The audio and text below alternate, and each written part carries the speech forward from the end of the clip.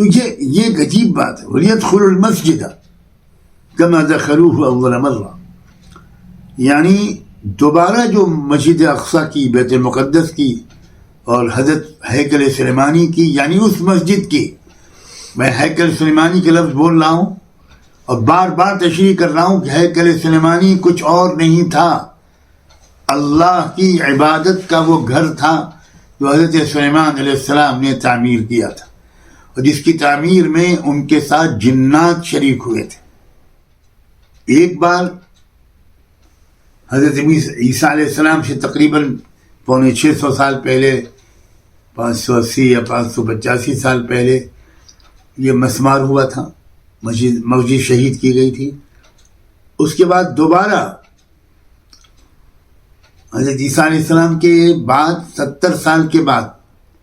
پھر دوبارہ یہ نشانہ بنا. یہ کیا بات ہے کہ پورے عالم کے اندر اتھل پتھل کا جو مرکزی نقطہ ہے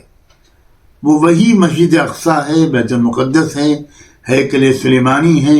وہی خطہ ہے، آپ اس کو کسی بھی نام سے یاد کر دیجیے.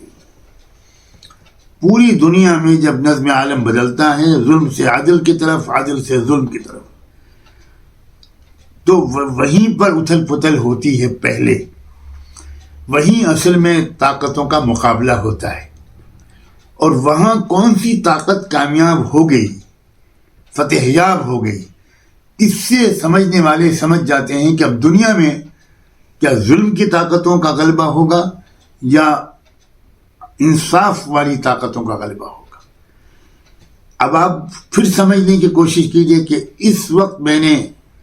اس صورت کا انتخاب درس قرآن کے اس سلسلے میں کیوں کیا ہے.